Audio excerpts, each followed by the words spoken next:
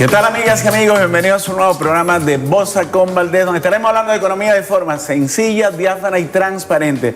También vamos a desmontar algunos mitos que han servido en materia de economía para engañar a los pueblos. Juan Carlos. Gracias, Tony. Recuerden que para sus comentarios, sugerencias o propuestas tienen nuestras redes sociales, @BTV Canal 8, @TonyBossa, @JCBGValiente y @Bossa con Valdés. Vamos a estar hablando el día de hoy sobre el origen del dinero y los mitos que hay al respecto y cómo eso impacta nuestra vida y cómo eso impacta además las decisiones que toman a las autoridades monetarias en los diversos países, porque hay una serie de componentes referentes a cómo nació la moneda, cómo nació el dinero, cómo nacieron las relaciones de intercambio, el trueque, etcétera, y cómo eso se interpreta a la luz del análisis científico de la economía y el impacto que eso tiene en la realidad y en las relaciones tanto de los particulares como de los gobiernos para dentro de la República y hacia afuera con el resto de los países, Juan Carlos. Así es, Tony. Y es importantísimo no solo conocer el origen del dinero, porque además conocer el origen del dinero sin lugar a dudas es importante, pero conocer sus cualidades. Y una vez que entendamos cuáles son las cualidades del dinero, son muchos los mitos que vamos a romper, que vamos a destruir. ¿Okay? Porque eso va a, de alguna manera, ayudar a la comprensión de esa herramienta fundamental en las finanzas de un Estado. Vamos rápidamente a ver lo que se escucha.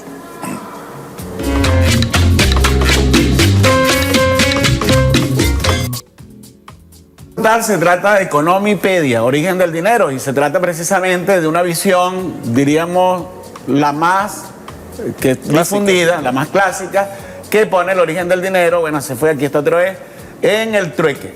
Y evidentemente esto pone en duda algunos criterios que hoy en día, después de muchas investigaciones arqueológicas, antropológicas, hacen ver que el trueque, aunque sí existió, realmente no es el desarrollo del trueque el origen del dinero tal como lo conocemos hoy, es parte de los mitos, Juan Carlos. Claro, se dice que el trueque fue en elementos, en situaciones muy puntuales. O sea, ninguna sociedad se basó en el trueque. Eso ya está demostrado en la actualidad. Ninguna sociedad se basó en el trueque. El trueque fueron cosas o sea, situaciones muy puntuales en alguna que otra población, pero no se puede tomar que ese fue el origen del dinero. Veamos el próximo portal, por favor. Aquí tenemos el segundo portal, concepto.de, comunidad primitiva. Aquí precisamente cómo se relacionaron los hombres y las mujeres, por supuesto, en la producción, la relación con la naturaleza, con la producción, en la antigua comunidad, que es lo que llamamos el comunismo primitivo, otros llaman la comunidad primitiva. Pero en líneas generales las relaciones se establecieron en base a la solidaridad. El intercambio prácticamente no existía. El trueque no era un factor fundamental, era más bien, necesitas algo, tómalo. Exacto. Juan Carlos. Es así. Era en la sociedad primitiva, y recordemos que solo hasta hoy se reconocen 5 sistemas socioeconómicos. El primero fue el sistema primitivo, luego el feudal, luego el esclavista, luego el feudal, después del feudal está el capitalismo y el comunismo. Son 5 sistemas socioeconómicos que hasta ahora se reconocen. En el primero, en el sistema primitivo, no existía ningún trueque, la sociedad producía para todos. De hecho, se dicen que ese fue el mejor modelo de comunismo que existió. De manera que si en la sociedad primitiva los historiadores reconocen que la producción de la sociedad era en comunidad y se repartía en comunidad, el trueque no existía. Veamos el siguiente portal. Este portal se trata de una publicación que hizo en el año 1913 Mitchell Innes, que era sobre qué es el dinero. Esto tiene mucha importancia. Primero, porque como lo han calificado algunos autores, entre ellos Randall Gray, que es uno de los principales exponentes de la teoría moderna monetaria, habla de que entre este artículo y uno que escribió en el año 1914 Mitchell Innes, son los 2 mejores artículos que se han escrito en el siglo XX. Creo que es importante que quienes están vinculados a cualquier actividad pública o privada que tenga que ver con el dinero, con el crédito, se lean estos 2 artículos. De hecho, en las redes están en español. Estos 2 artículos fueron tan importantes que hasta el propio John Maynard Keynes definió la importancia y lo brillante de lo que fue este tipo de análisis que hizo Mitchell Innes en su momento y que hoy da pie, Juan Carlos, a lo que significa la teoría monetaria moderna, que es parte del debate mundial que se está realizando y que tiene que ver con muchos aspectos fundamentales. Por ejemplo, la deuda pública, por ejemplo, el déficit fiscal, Por ejemplo, el hecho de que un país no puede quebrar, un país no puede esperar a tener reservas internacionales para emitir monedas, Juan Carlos. Así es, soberanía monetaria, claro. Se resume eso. Y una de las cosas importantes de este artículo es que su basamento es estrictamente científico.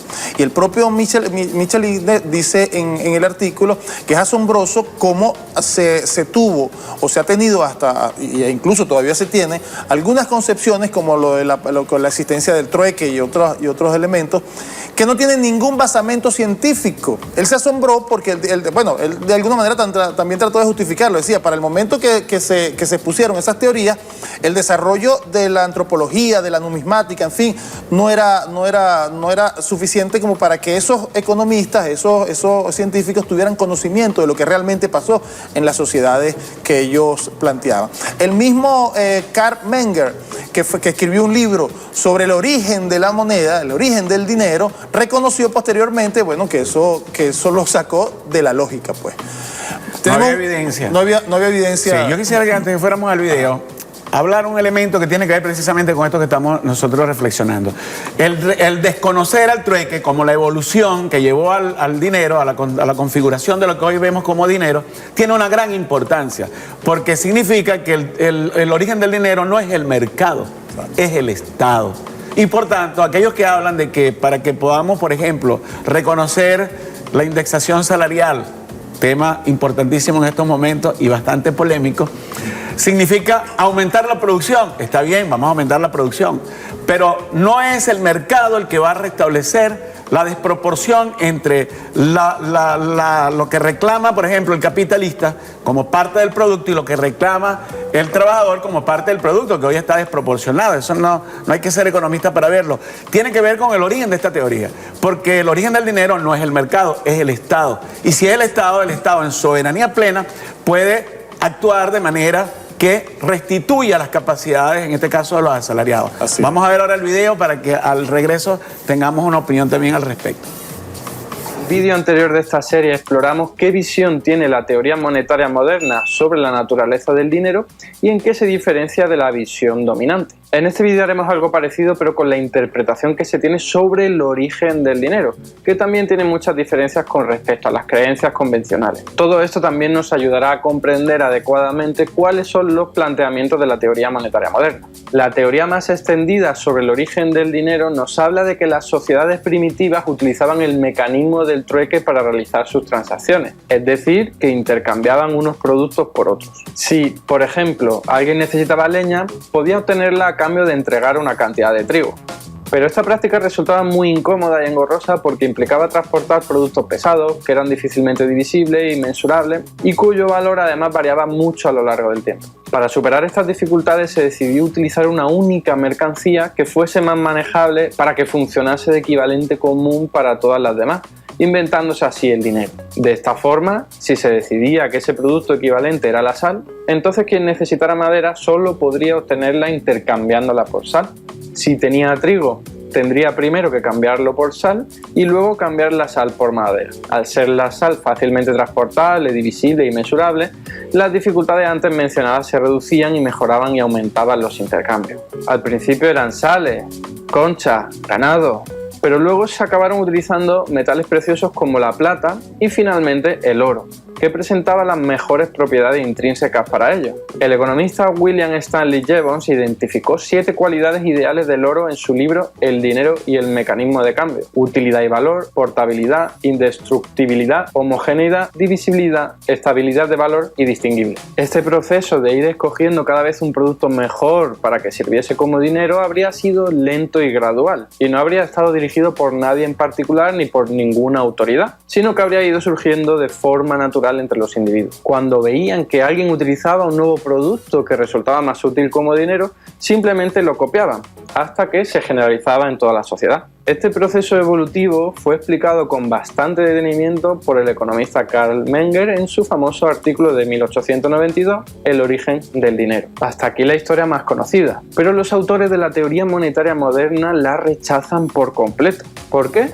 Pues porque consideran que no tiene ninguna base científica. Lo cierto es que esto es algo que reconocía hasta el propio Carl Menger, pues dejó claro que su explicación no estaba basada en la evidencia empírica, sino que simplemente era un razonamiento lógico. Probablemente no era culpa suya, es que en 1892 todavía no se conocía mucho sobre las sociedades primitivas, pero gracias a las investigaciones arqueológicas, antropológicas y numismáticas del siglo XX se descubrió, por un lado, que en los yacimientos urbanos primitivos nunca se había encontrado ningún espacio para realizar trueques, y por otro lado, que las relaciones humanas por entonces se basaban más en lo colectivo y lo solidario que en el intercambio individual. El famoso antropólogo David Graeber lo resumía así: si una persona le decía a otra, bonita vaca, el otro le contestaba, ¿te gusta? Pues llévatela, ahora le debes una vaca a tu vecino. No había intercambio. Todo esto ha llevado a muchos antropólogos a rechazar por completo la idea de que las sociedades de entonces utilizaban el trueque. De hecho, una de las antropólogas más reputadas, Caroline Humphrey, lo expresó de la siguiente forma: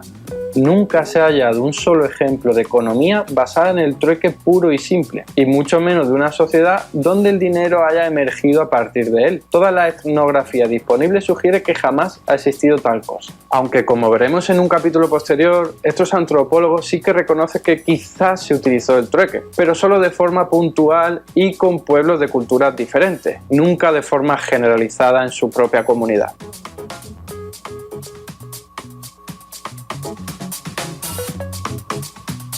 Trueque fue la primera forma de moneda o de intercambio en las sociedades. Realmente no, eso no existe.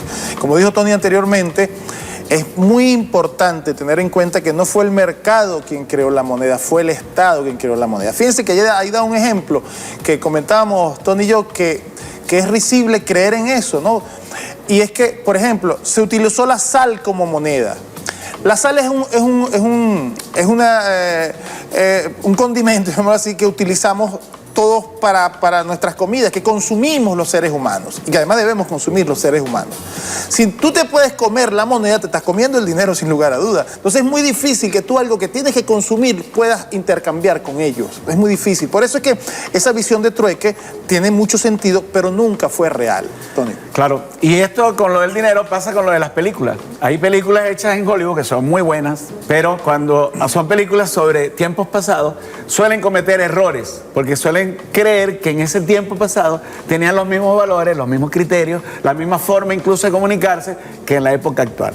El hecho de que el dinero no haya nacido como una evolución del mercado, sino del Estado, tiene una importancia capital. Tiene que ver, por ejemplo, con la capacidad que tienen los gobiernos de reponer la retribución de los actores diversos de la economía. Por ejemplo, en tiempos de hiperinflación. Hay un manual que hemos estado revisando, algún grupo de economistas, que fue publicado por la CEPAL, donde el sistema de cuentas nacionales se puede ver desde una óptica distinta y se puede cuantificar, porque el dinero no es en sí mismo portador de valor, es una representación del valor.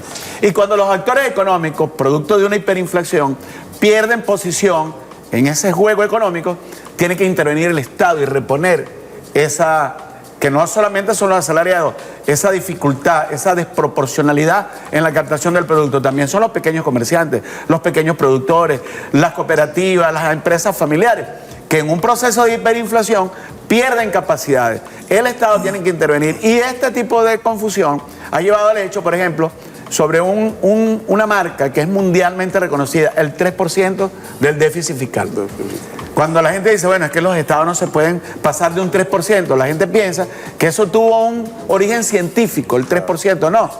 Eso se debatió en una mesa, en una cafetería.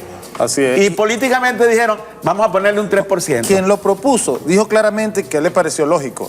O sea, quien lo propuso, la expresión que utilizó fue esa. Me pareció que era lógico que no pasara del 3%. Claro, ¿por qué decimos esto? Porque creo que en tiempos de revolución, hermanos y hermanas que nos ven por este programa, tenemos que debatir todos los elementos de origen sobre las políticas de Estado. No puede haber vetos, no puede haber temores, no puede haber escozor cuando se hable de algún tema, y sobre todo cuando un tema que afecta a muchos y muchas en un país como el nuestro.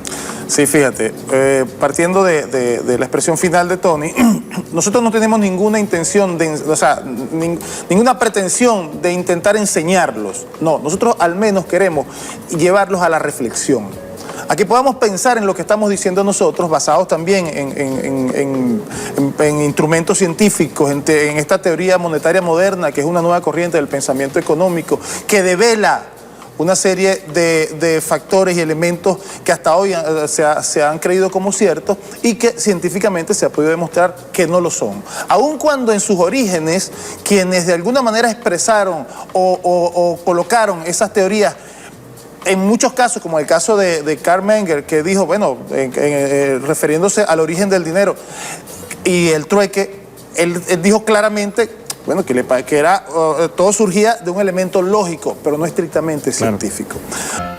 Bueno, aquí estamos de regreso en su programa Bosa con Valdés. Estamos hablando sobre los mitos del origen del dinero, porque además, Juan Carlos, de verdad, el tema del dinero, comprender lo que el dinero significa, no es algo sencillo, es complejo. Sí. Porque en nuestra vida nos relacionamos, vemos el dinero, cuando incluso vemos la historia. En internet hay una cuestión que yo siempre he visto con preocupación. Cuando tú buscas un concepto, origen del dinero, lo ves en un portal, después lo ves en 20 portales y es el mismo. Sí. Copy-pega. Sí. Eso tiene un gran peligro.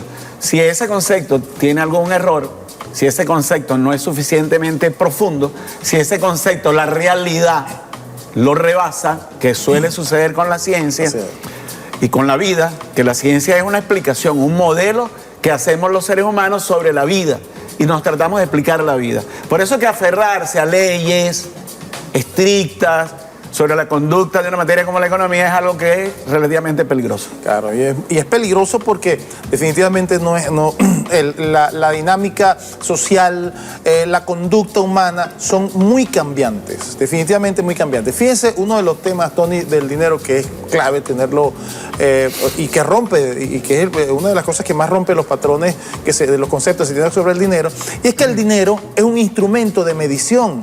No es algo que tenga valor en sí mismo. Hemos tratado de insistir en esto porque eso ayuda a la comprensión del rol que juega el dinero en la sociedad.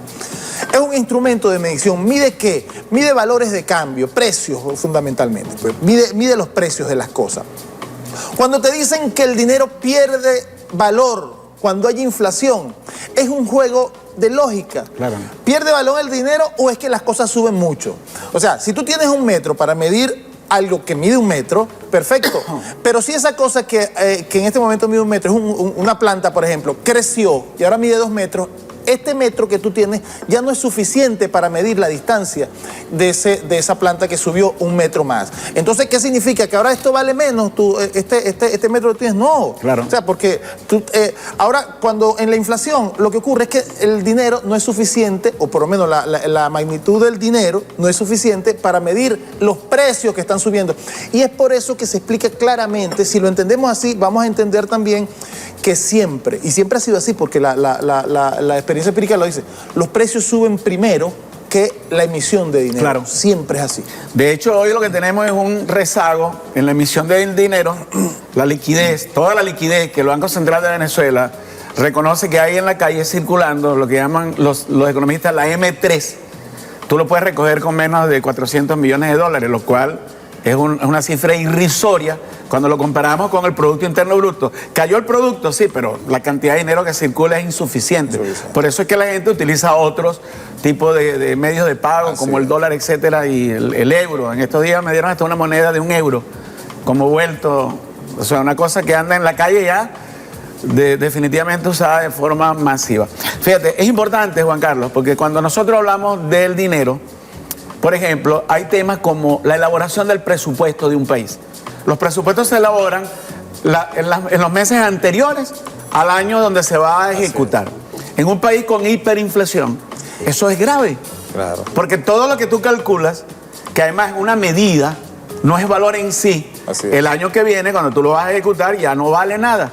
¿Qué es lo que corresponde? Entonces ahí caemos también, disculpa que te interrumpa, en el déficit fiscal. Claro. Bueno, pero ¿cómo no va a haber déficit? ¿Cómo tú vas a recaudar en un periodo de hiperinflación lo que gastaste? No, y sobre todo sobre la base de lo que tú estás diciendo. Yo presupuse, por eso que se llama presupuesto, Claro. yo presupuse lo que iba a gastar y lo que iba a recaudar. Pero efectivamente eso es así. Por eso es que el déficit fiscal es un resultado siempre. Claro. ¿Okay? Porque tú lo vas a medir al final del ejercicio fiscal. Entonces, en una hiperinflación es absurdo pensar que no va a haber déficit fiscal. ¿Por qué? Porque los presupuestos son certeza de gasto, Claro. tú sabes lo que vas a gastar, pero una expectativa de ingreso. Fíjate, y otro elemento fundamental que tiene que ver con esta expectativa es lo que sucede en el momento de hacer los gastos.